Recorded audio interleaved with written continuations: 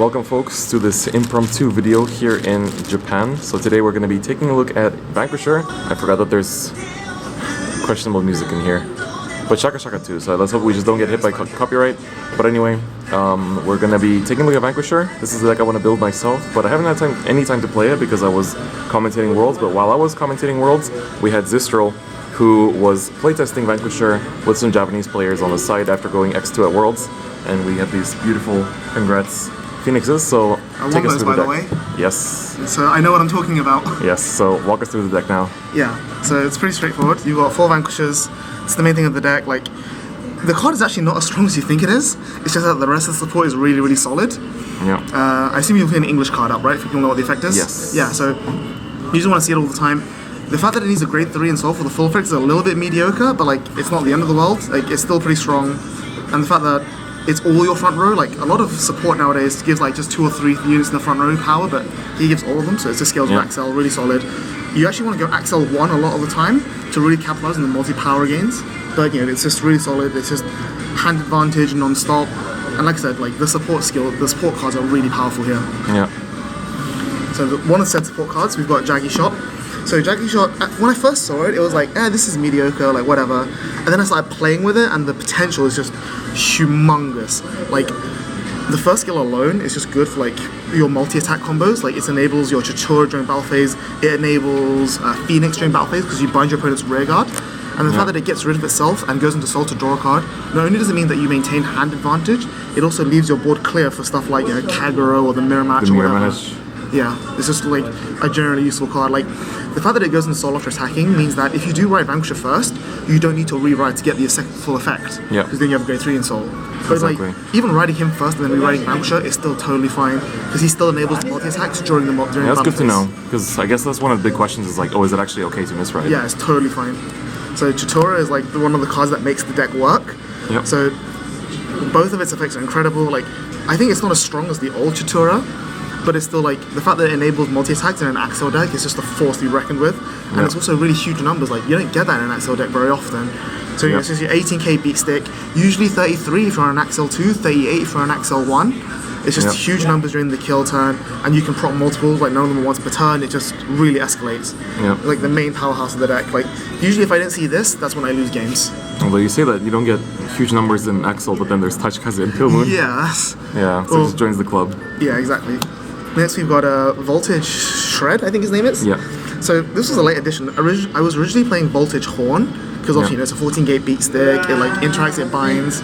But I ended up liking this a little bit more because it digs for your combo pieces. Like I said, like when I don't draw Chichura, that's when I lose games. So this digs for your Chichura, and also then binds from hand. So again, like with Chichura, with the grade 1 that I'm about to show later, like it's another extender for your multi-attack combos. It's also like, it doesn't gain power, which is fine, but the fact that it digs and it just interacts really well just makes it, I think, really worth it. Yeah. I could see myself dropping down to 3 copies of this to play a second Anastasia, but like right now having 12 grade 2s just means that you can always like full field consistently, which is super solid.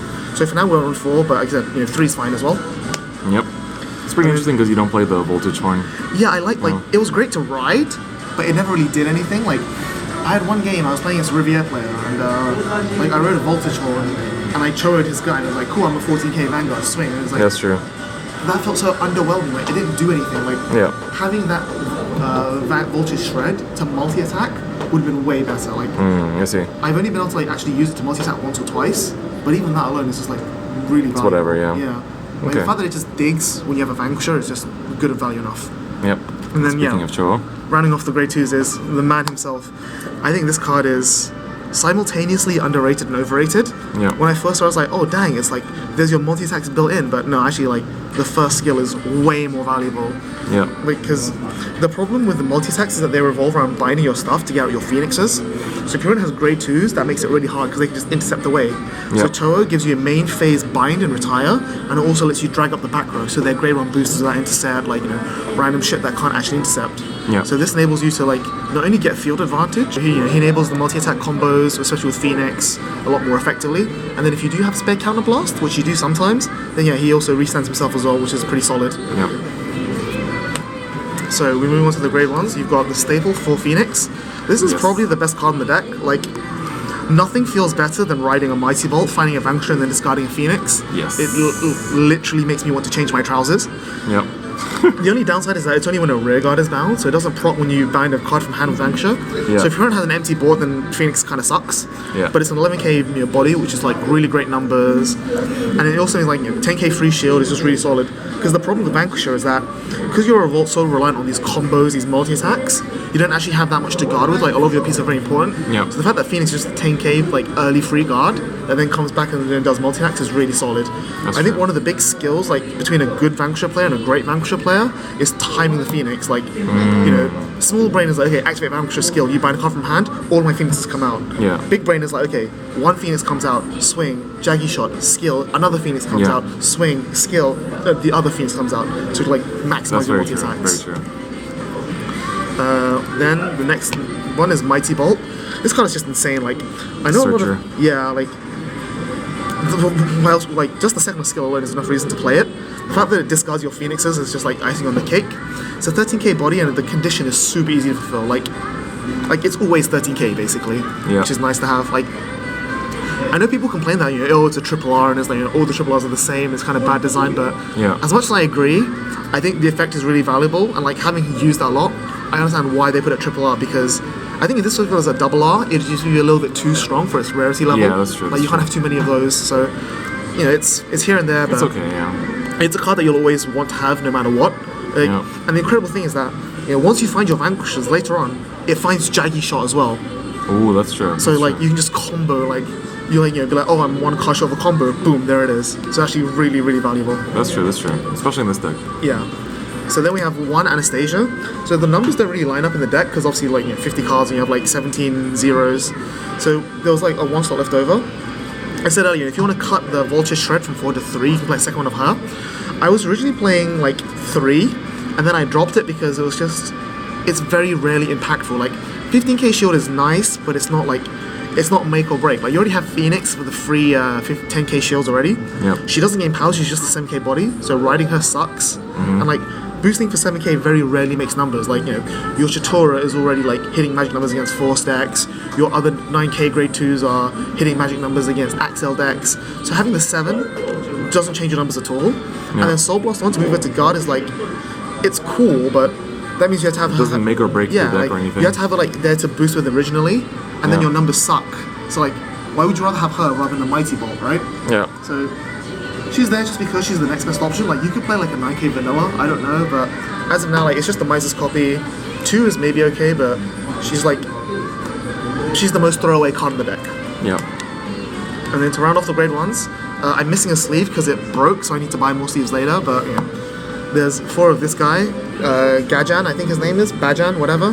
Yeah, Bajan, I think. Yeah. His soul, like the on-play soul charge if a card's been bound is kind of irrelevant. It's just the fact that he's another body that can enable multi-attacks. Like when he's bound from hand, you call him to rear guard, so... Yeah. There's a lot of cards like this that came out this set. Yeah, well, there's only 2. There's him and Chatura. Yeah. So I think more would be great, but he's the only other option we have right now. It's just a case of, okay, I don't have Chaturas, I can bind him with Jaggy Shot and put him on an Axel, he's an 18k body. It's not great, but it's better than nothing. That's why you need him. Yep. And then, zeros. The starter is missing because in my Infinite Wisdom, I've lost one of my crits. So here we're playing, you see the starter, which I'm just proxying as a crit for now. But so the lineup, 6 crits. 6 crit, 6 draw, and the 4 heals. I was actually originally playing 8 draw. Because my line of reasoning was, okay, you're a combo deck, you want to find your pieces to multi-attack and do your stuff with. Yeah. And like, you're attacking them like 5 to 6 times per turn anyway, you don't need the crit pressure, because like, they're not even pokes, so you go, okay, 24k, 24k, 28k, 33k, Vanguard swing, 33k, like, your numbers are really huge, so you don't actually need the crit pressure, but in the end I found that the problem with Vanquisher is that your first 2 turns are kind of shit, and you have to wait until you hit your combo, and you don't always assemble your combo. So it's like, okay, grade 3 turn, ride, vanilla swing, do nothing. Second grade 3 turn, now that I've had my Jaggy Shot, okay, Jaggy Shot skill. Next turn, so your third grade 3 turn is when you actually start properly comboing. Yeah. So having the crit for those turns is really good for like just like picking up the slack as it were. So I'm pretty happy with 6-6 as it is now. I could see like 7-5, but I've only played in 2 locals, so I haven't really tested enough. Yeah. But yeah, that's pretty much it. Yeah, so how would you say you feel about I mean, I think this is the most obvious question. The Riviere matchup with this deck. Riviere matchup is super easy. Really? Super easy. Like, they're gonna draw a lot of cards and like try and push your face in, but you don't care because like all your cards are free guard in the early game. Like, the minimum you need is you need to have your Vanquisher, you need to find a way to get your grade 3 in the Soul, and then you need Jaggy Shot and a Chitora. Like, Okay. that alone is 4 attacks, not counting your extra Axel Circle. So from there you just, your aggro combo draws you cards, Right. whereas theirs is overall neutral. So you're winning in the long run. The only bad thing about the Riviere matchup is that because they're a force deck, they're 13k base. Yeah. So attacking them in the early game is a little bit hard. Yeah. So the rush doesn't just happen like that. But like, the fact that you can just constantly bind their rear guards, they will 100% run out of steam.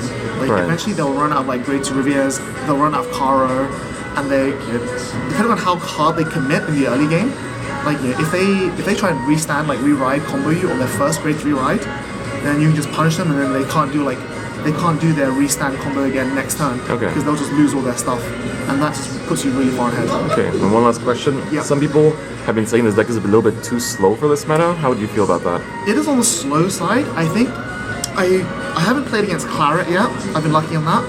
I think Claret would give you a bit of issues. Like I said, the fact that you're not Axel means you're 9k base on grade 2, which is quite difficult, like if decks are really like hard pushing. Yeah. Yeah, you do need a grade 3 and Soul for the full effect. But the fact is, like, you can combo without the plus 10k. Like, you can combo without them binding card from hand. If Right. they full fielded and you can bind all their rear guards, you'll still get the 10k. Right. You don't need to bind a card from their hand. Like, if anything, sometimes I don't want to bind a card from my hand because I want to keep the Chitora in hand and go Jaggy Shot, Chitora, combo, bang, bang, bang. Yeah. So it's here and there. Like, you can make it work if you need to. I definitely don't think it's the best deck in the format. It's far from it. I do still think Riviere is like probably the best deck in Standard, even in this format. It's just that Vanquisher is A solid deck it's to very take fun. into. Like, it's a competitor. Like, I wouldn't be upset about taking this to a locals. Okay. I mean, I did it twice and I won them, so lol. Yeah, so maybe even Springfest. Yeah. The only other comment I would have is I've seen people playing like 2 or 3 Jaggy Shot and then Gauntlet Buster as a backup grade 3. Yeah. Because like I said, sometimes you'll have like Vanquisher and it's like a vanilla grade 3 swing, which kind of sucks. So Gauntlet Buster means that you can at least like do stuff and it's not vanilla. Yeah. But I think it's not worth it. It's better to commit to the full combo. Exactly, because then you'll be like, oh, I need a Jaggy Shot to get the Chitora multi-attack, and then you don't have it, and it sucks. And then at that point, like, once you've ridden Vanquisher, Gauntlet Buster's dead. Right, that's true. And I don't want that risk. That's true. Yeah, so that's Alright. pretty much it. Thank you so much for giving us your deck profile. At and Twitter. yes, all the shout outs. Alright, we'll see you guys soon. Bye bye.